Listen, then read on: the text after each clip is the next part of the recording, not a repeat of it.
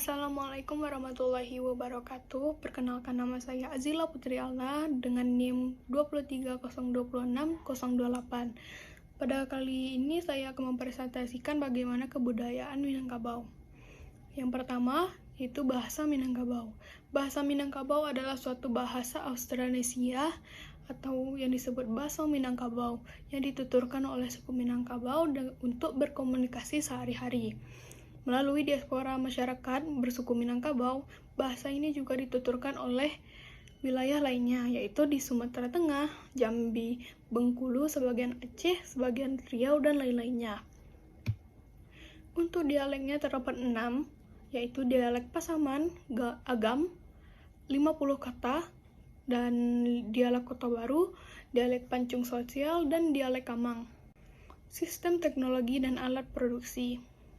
Di setiap daerah Minangkabau memiliki suatu daerah yang disebut nagari atau pusat desa.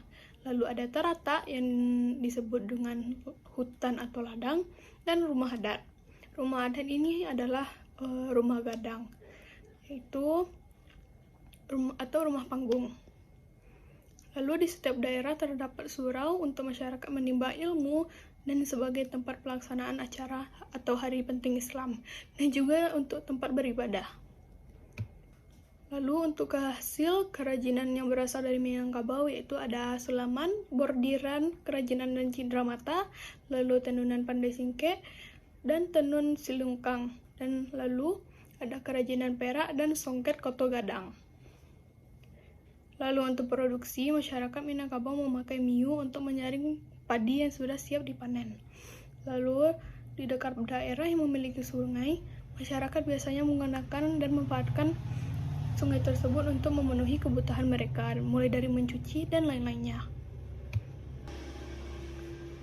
Lalu yang ketiga ada sistem mata pencaharian.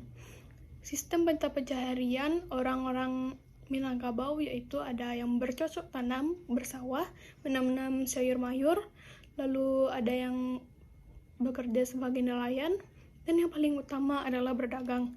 Masyarakat Minangkabau merantau ke daerah-daerah lainnya untuk berdagang sampai ke luar negeri. Lalu sistem kekerabatan.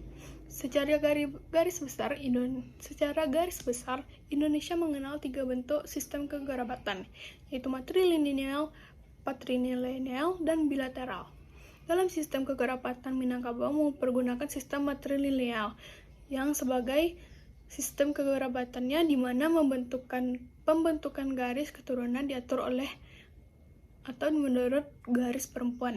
Sistem kekerabatan Minangkabau mempergunakan rumah gadang sebagai simbolnya. Setiap keturunan perempuan dalam keluarga berhak untuk memenuhi rumah gadang, dan anak-anak mereka dibesarkan dengan pembiayaan dari harta pusaka. Lalu, seiring waktu, sistem matrilineal ini telah semakin memudar, namun simbol-simbol sistem rumah gadang masih dapat terlihat pada masyarakat Minangkabau di desa-desa, termasuk dengan mereka yang telah merantau dan menetap di luar Sumatera Barat. Untuk sistem pengetahuannya, dalam adat Minangkabau memiliki sistem pengetahuan yang unik, di mana anak usia 7 tahun biasanya akan tinggal di surau dengan belajar agama maupun adat Minangkabau. Di usia remaja inilah pemuda Minangkabau ditempa untuk menimba ilmu sebanyak mungkin. Barulah setelah mereka mendapatkan ilmu, mereka akan kembali untuk membangun kampung mereka. Lanjut ke sistem religi. Untuk sistem religi atau keagamaannya, masyarakat Minangkabau bermayoritas beragama Islam.